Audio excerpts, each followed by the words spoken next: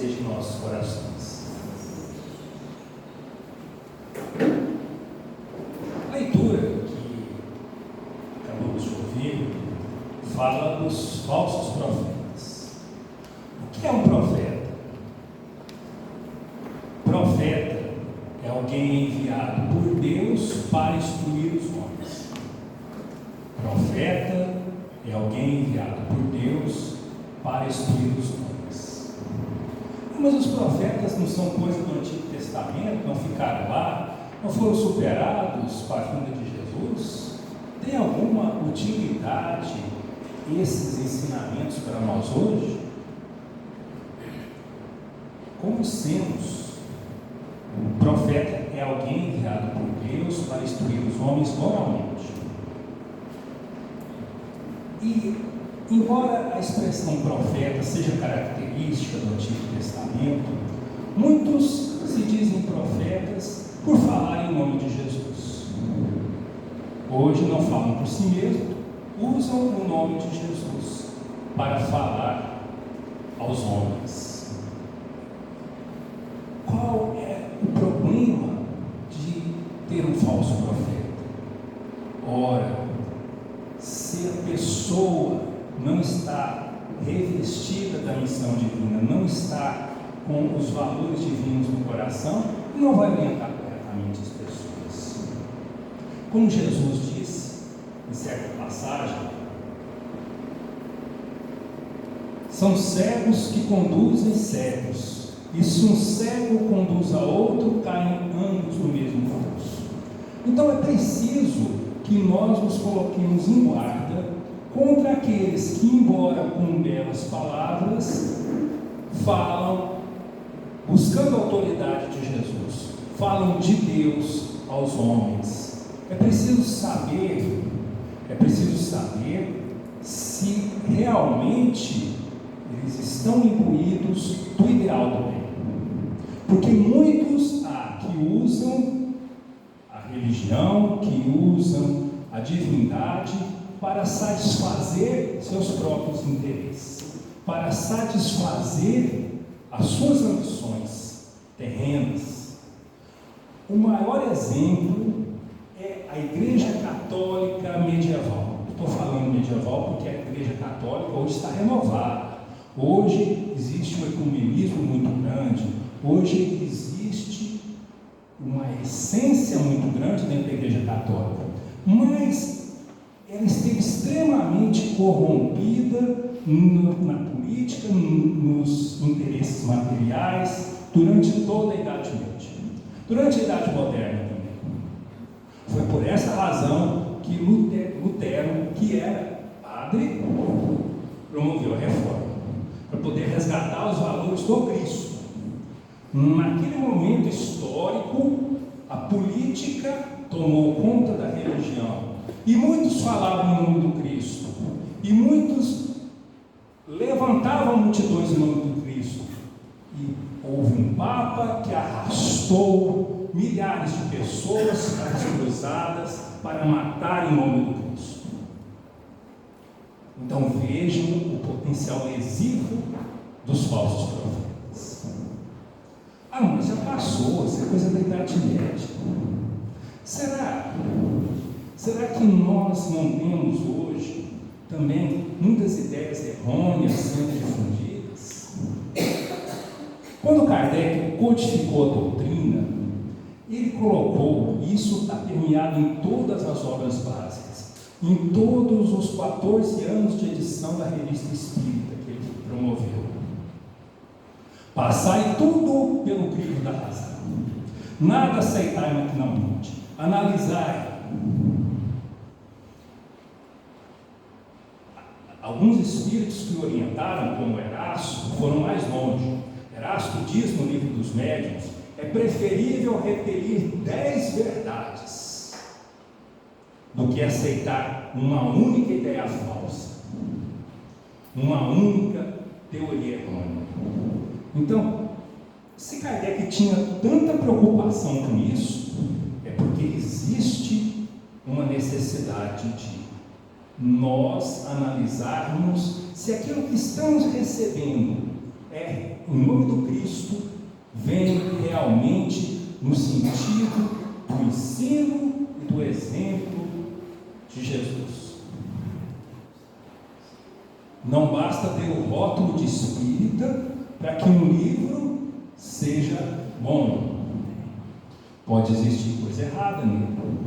Não basta que seja redigida uma mensagem num centro espírita para que seja redigida, que seja psicografada uma mensagem no centro espírita, para que se possa aceitar todo o seu conteúdo. Não basta a pregação do orador espírita, do padre católico ou do pastor protestante. É preciso verificar aquilo que está sendo trazido pode edificar as pessoas. O que promove de bom? Aqui no Evangelho, nesse capítulo, está: conhecê-los, os verdadeiros profetas, pelas suas obras. No Livro dos Espíritos, na questão 624, Kardec pergunta: qual é o caráter do verdadeiro profeta? E os Espíritos respondem: é um homem de bem, inspirado por Deus. Se revela por suas palavras e atos. Deus não usa a boca de um mentiroso para revelar a verdade. Então, é muito perigoso nós aceitarmos tudo sem analisarmos. E é por isso que Kardec dedicou todo um capítulo no Evangelho segundo o Espiritismo a tratar disso, ao capítulo 21. Nós lemos aqui um pequeno trecho, mas existe todo um capítulo descerrando toda essa questão. Mas será que nós precisamos também ficar com o pé atrás por causa disso? Será que não há verdadeiros profetas? Será que não há um ensino que nós possamos confiar, instruções que nós possamos confiar? Sim. Por isso que precisamos analisar. Onde está o falso profeta? O falso profeta é aquele que utiliza a palavra de Jesus, o nome de Deus, para promover seu interesse pessoal, para sua autopromoção pessoal, para satisfazer sua vaidade, seus interesses e cupidez. Diz belas coisas, mas as intenções não são puras. O verdadeiro profeta, aquele que tem o ideal cristão dentro de si, aquele que tem o ideal do bem, do amor, aquele que busca se melhorar sempre, que tendo a humildade de reconhecer as suas próprias fraquezas, os seus próprios defeitos, procura se melhorar a cada dia e dar testemunho daquilo que diz. Então nós temos muitos verdadeiros profetas. E nesse sentido, o tema hoje fala também dos falsos cristãos. Todos nós somos, de certo modo, pregadores, porque nós pregamos pelos nossos exemplos, pelas nossas palavras, por aquilo que nós fazemos, por aquilo que nós dissemos. Então todos nós somos discípulos de Jesus, estamos tentando nos melhorar, mas nós precisamos compreender que só poderemos auxiliar verdadeiramente à medida em que procurarmos trazer para dentro de nós esses sentimentos, à medida em que procurarmos nos aperfeiçoarmos, realizar a reforma íntima, sentir no coração o reflexo, sentir a vibração quando ouvimos as palavras do Mestre. Quando procuramos fazer algo de melhor, quando procuramos não pensar somente em nós mesmos, mas procuramos o bem dos outros, o bem da nossa família, porque a caridade começa em casa, o bem dos nossos colegas de trabalho, daqueles que nos empregam, o bem da nossa comunidade. Nesse sentido, nós somos verdadeiros cristãos. O falso cristão é aquele que, poderíamos dizer assim, vai à prática exterior, e aqui não importa se é espírita, católico, evangélico, bandista, não importa a profissão de fé que faz. Aquele que vai buscando a casa religiosa, o templo religioso, apenas para a realização do ato exterior, ele não conseguiu ainda entender a finalidade do templo, a finalidade da casa. No livro Aconteceu na Casa Espírita, o mentor, em certo ponto, ele usa uma expressão de profissionais espíritas. Profissionais por quê? Porque eles vão ao centro, realizam as atividades, mas sem compreender o alcance, sem sentir alegria naquilo que realizam, sem que aquilo traga algo para seu interior. Então, nós precisamos atentar para isso. É preciso que nós procuremos nos transformar. O Haroldo Dutra, todos conhecem, o palestrante, ele fala o seguinte, o orador espírita não tem privilégio nenhum, pelo contrário, ele tem responsabilidade, que quando ele chegar lá, ele tem certeza que eles vão puxar a ficha dele e vão dizer: olha, você fez tantas palestras, você fez isso, ensinou aquilo, tá bom, em termos de realização até que está razoável, mas agora vem a grande pergunta: o que isso transformou dentro de você? O que isso fez dentro de você? Então, é isso que é a essência. Nós estamos aqui para nos transformarmos, para aprendermos a nos melhorar. E é possível isso sim. A gente tanto pode crescer intelectualmente, através do estudo, do trabalho, como a gente pode crescer moralmente. Coralina falava: procuro me melhorar a cada dia, porque bondade também se aprende. Então, nós precisamos buscar aqui, nesse capítulo, duas questões importantes. Primeiro, avaliar aquilo que nós recebemos, as instruções que nos chegam, os livros que lemos, para saber se aquilo ali é de boa procedência, porque Kardec não cansava de falar: passai tudo pelo crivo da razão. As mensagens que vêm do plano espiritual não é pelo crivo do preconceito, não é para ficar atrás, ficar procurando defeito, não é isso, mas analisar se aquilo ali é condizente com os princípios da doutrina espírita. Problemas podem ter.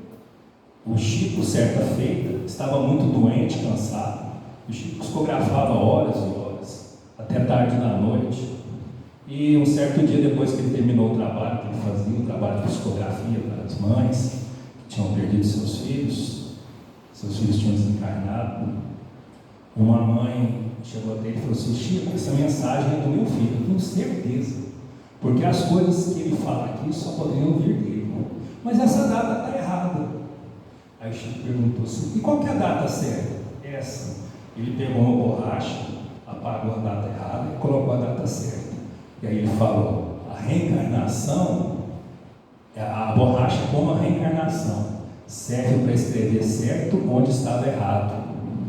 Então, vejam, não é passar pelo crime do preconceito, não é ficar procurando defeito, porque mesmo o médium mais, não podemos dizer que é o maior dos médios, porque o maior dos médios está aqui, foi Jesus, o médium de Deus, e poderíamos dizer, eu costumo dizer que depois dele, o maior médium que a humanidade teve foi Maria, porque através da maternidade ela materializou o Cristo entre nós. e através da sua ternura e do seu amor, continua nos levando até Jesus. Mas, tirando essas exceções, podemos dizer que o Chico era um médium de primeira grandeza. Houve um erro. Ele estava cansado, estava doente. Houve uma falha ali na comunicação, uma comunicação difícil. Exige muitos requisitos. Então, procurar passar pelo crivo da razão não é ficar procurando defeito nas coisas, mas sim analisar se aquilo que está vindo é de acordo com os preceitos da doutrina espírita, está de acordo com o ensinamento de Jesus. Então, essa é a primeira coisa que podemos ressaltar desse capítulo. E a segunda coisa, que Kardec falava, que a primeira disposição de todo espírita sincero é aplicar os ensinamentos dos espíritos em alguma coisa a si mesmo, tirar algum proveito disso, a si mesmo. Então, é analisarmos se nós estamos procurando sermos verdadeiros cristãos, se estamos conseguindo fazer algo de melhor. Eu consigo melhorar, eu estou um pouco melhor do que antes, eu tenho essa disposição. Eu não sou um missionário, mas eu posso fazer alguma coisa. Eu posso ter um pouco mais de paciência em casa, posso ajudar o familiar que está passando um momento difícil. Isso é transformação, é mudança. Eu posso me calar, ao invés de botar fogo na fogueira numa discussão, para que a situação se acalme, em vez de degenerar numa briga, numa sequela grave. Eu posso. Isso é uma transformação. Mas para que a gente faça isso verdadeiramente, a gente tem que procurar buscar inspiração naquilo que Jesus ensinou, naquilo que a doutrina espírita nos traz. Por isso o estudo é importante. Por isso é importante nós bebermos dos ensinamentos dos verdadeiros profetas. Porque são orientações, são caminhos que eles vêm nos mostrar para que possamos caminhar para um futuro mais feliz. Porque à medida em que plantamos a felicidade em torno de nós, a felicidade brota dentro da gente. À medida em que nós aprendemos a amar, quanto mais nós amamos, mais felizes nós ficamos. Isso não é o exemplo claro da mãe, diz que a mãe é o retrato mais fiel de Deus, do amor de Deus. O amor de mãe é o retrato mais fiel do amor de Deus. E a mãe fica muito mais feliz com o bem que o filho recebe do que o bem que ela mesma recebe. Você quer ver o pai sorrindo, a mãe e o pai sorrindo, é passar açúcar na boca dos filhos. Né? Ditado popular é esse. Então, à medida em que nós aprendemos a amar, nós encontramos a felicidade. Em termos materiais, quanto mais eu recebo, mais eu tenho. Em termos espirituais, é justamente o contrário. Quanto mais eu dou, mais eu tenho. É por isso que Francisco de Assis falava, é dando que nós recebemos.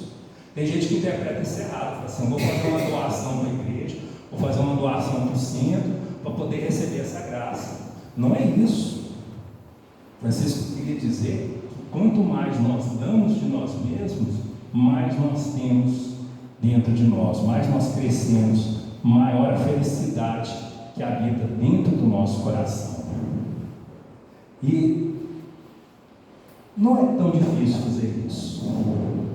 É fazendo com amor as pequenas coisas que a gente aprende a fazer as grandes. Nós não precisamos ser grandes missionários, fazer grandes obras, nada disso. No dia a dia nós vamos ter muitas oportunidades de ir buscando inspiração naquilo que a doutrina nos ensina, naquilo que Jesus nos trouxe, de fazer com que, pelo menos em torno de nós, o mundo seja um pouquinho melhor. E quando nós encontrarmos satisfação nisso, nós estaremos efetivamente nos transformando, estaremos efetivamente sendo verdadeiros cristãos. Nas palavras de Madre Teresa, uma verdadeira cristã, autêntica, até não poder mais. Não é o quanto fazemos que importa, mas com quanto amor nós fazemos. Que Jesus abençoe a todos.